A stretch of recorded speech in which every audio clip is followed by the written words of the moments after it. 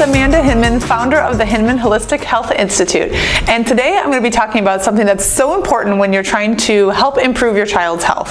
So you may have heard me talk in previous trainings about the importance of understanding 5 areas in your child's daily life that definitely impact the way their internal environment is working.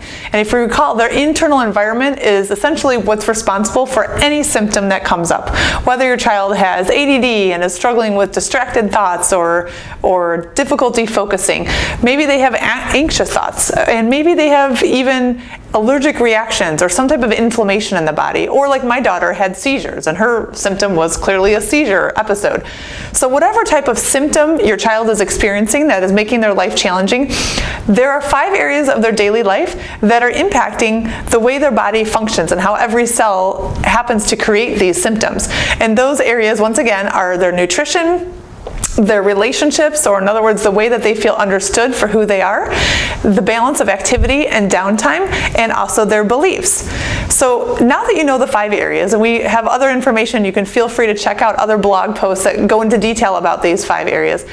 I want you to think about things that you can do, simple little changes that you can do for each of these 5 areas to help make one step forward in a positive direction to improve your child's health. This is one of the great brainstorming exercises that we use in our workshops all the time, and it's so awesome to learn from other parents about collaborating, what's working for one person and what works in a different family, and how each person knows their own situation the best. So when you can stop and think about which area of promoting your child's better nutrition is going to work. Like for us, one thing that we do in our family is we like to have after school snacks that are real foods. So make sure that they have like carrots or ants on a log or cheese or something like that as a way to just put good stuff in their body. Another thing that can promote health in relationships is taking time to listen to your child without judging. So these are just some examples of things that you can come up with. And I know you have many of your own ideas for all of these different areas of your child's life. So once you have those figured out, what is the key to successfully achieving those? I mean, a lot of times people think, oh, well, now I know what I can start to take action on, and I'm going to do it myself and see if this works. And I get it. I'm a do-it-yourselfer type of person too. You want to see how things are going to play out and see how it comes into your life before you really invest in something more to bring on support. I want you to think about something though. On average, implementing any new habit takes about 66 days.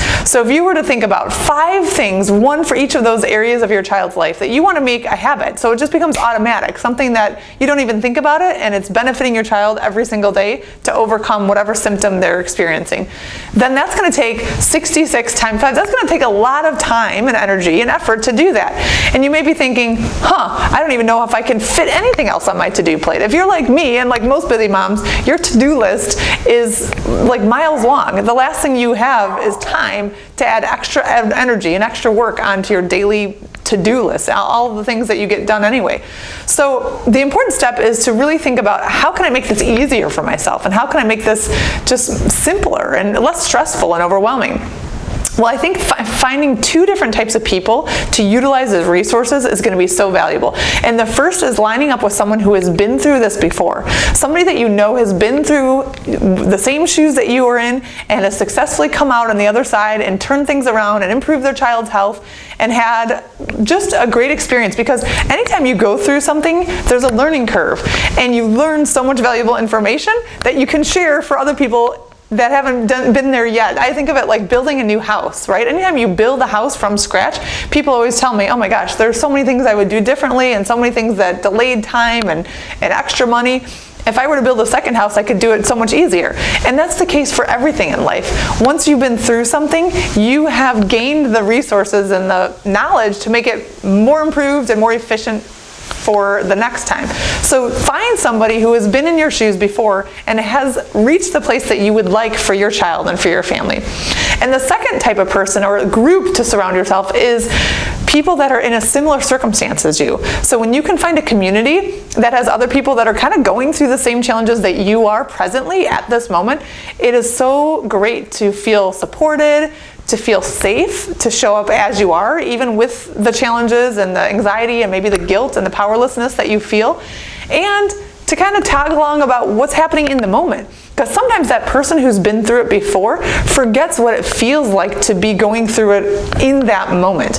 And they can't relate as directly. So that's why it's so valuable to have both somebody who's been through it before and has had all of the benefit of extra learning and how to make it more simplified and easier, streamlined process, and to have a supportive community of at least one or two other people that is in your similar circumstance that you can relate to and that you can bounce ideas off of and just really be there to support each other.